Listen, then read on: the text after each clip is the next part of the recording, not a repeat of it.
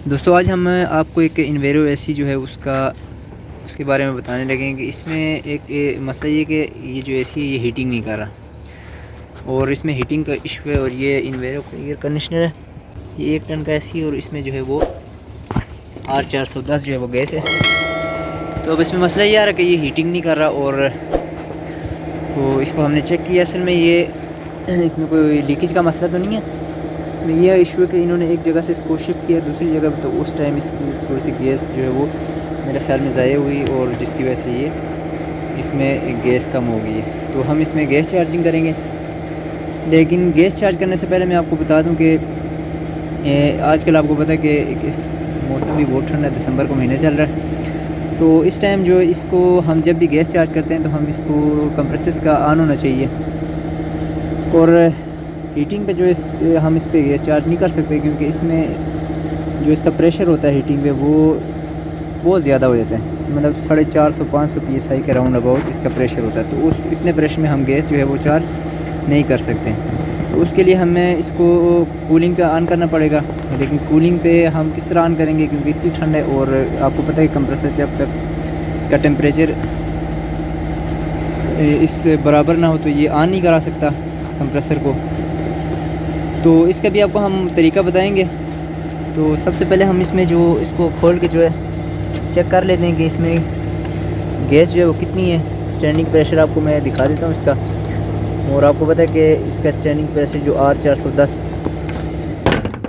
जो गैस है रेफ्रिजरेंट, इसका 220-230 इसका इतना होना चाहिए इसका जो स्टैंडिंग प्रेशर है। तो सबसे पहले वो मैं आपको दिखा देता हूँ। तो हमने अपना गेज लगा दिया और देखें इस टाइम इसका स्टैंडिंग प्रेशर जो आप चेक करें ये तकरीबन 130 के राउंड अबाउट है, तकरीबन 130-140 के आसपास है। तो इसको कम से कम स्टैंडिंग प्रेशर जो इसका वो 220-30 के पास होना चाहिए, 225-230 के। ठीक है, तो इससे आपको अंदाज़ा हो रहा होगा इसमें गैस कम है। ठीक है, हम इसमें अब चार्ज करेंगे गैस और उसके बाद जो है हम आपको बताएंगे, ठीक हो, कि दिखाएंगे कि काम करता है कि नहीं। तो हमने ये अपने दोनों पाइप लगा दी, गेज हमने लगा दिया अपना, और दूसरी तरफ हमने सिलेंडर के साथ भी लगा दिया। तो अब हम इसमें टॉप अप करेंगे। तो दोस्तों गैस टॉप अप करने के लिए इसको कूलिंग मोड पे ऑन करना होगा। इसके लिए आपने क्या करना है कि ये जो इसका थर्मोस्टेट आपको नज़र आ रहा है, इसको आपने एक गिलास गर्म पानी ले लेना है। ठीक है, ये जो पानी आप देख रहे हैं गर्म है, और इसको इसमें डिप कर देना है। ठीक है, तो ये जैसे डिप होगा इसका टेम्परेचर जो बढ़ जाएगा, सेंसर ये ऑटोमेटिक जो आपके कंप्रेसर को ऑन करेगा। ये तरीका आप सर्दियों में कर सकते हैं। और अब हमारा जो कंप्रेसर भी ऑन हो चुका है और हमारा जो प्रेशर आप देखें, हमारा रनिंग प्रेशर आपको उस टाइम देखिए डाउन हो रहा है और बहुत ज़्यादा इसमें गैस जो है कम है। इस टाइम देखें आप, इस टाइम ये कूलिंग मोड पे चल रहा है। ठीक है, हमने इसको कूलिंग मोड पे ऑन किया है। तो अब हम इसमें आहिस्ता आहिस्ता जो गैस डालेंगे और गैस चार्ज करते हुए आपने हमेशा जो है वो सिलेंडर को जो है वो नीचे की तरफ रख के उल्टा करके अपने गैस चार्ज करना है। सबसे पहले हम इसको थोड़ा सा यहाँ से गैस रिलीज़ करेंगे, इससे थोड़ा सा रिलीज़ करेंगे ताकि इसमें जो एयर है वो निकल जाए। तो उसके बाद आप इसको दोबारा बंद कर दें। सिलेंडर जो आप उल्टा रखेंगे,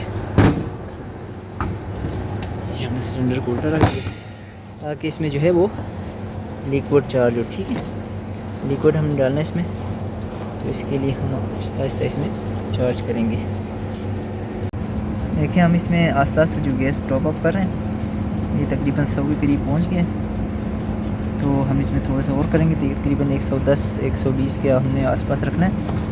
तो अभी तो सर्दियाँ इतना प्रेशर नहीं पड़ता, लेकिन गर्मियों में जो इसका प्रेशर बहुत ज़्यादा हो जाता है, तो इसलिए हम इसको 110-120 के दरमियान रखेंगे। ठीक है दोस्तों, अकेले वीडियो बनाते हुए थोड़े मुश्किल हो रहा थोड़ा, तो इसलिए माजरत।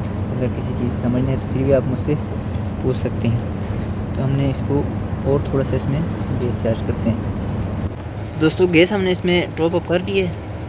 ठीक है, देखें अब इसमें तकरीबन 110-15 के दरमियान तकरीबन गैस है। तो अब हम इसको जो है दोबारा हीटिंग पे करेंगे।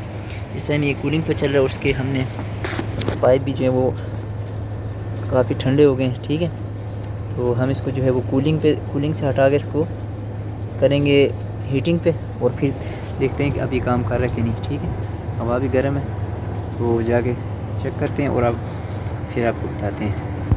तो अब हम इसको जो है वो हीटिंग मोड पे करेंगे इसका रिमोट से। मैं अब इसको हीटिंग पे कर देता हूँ।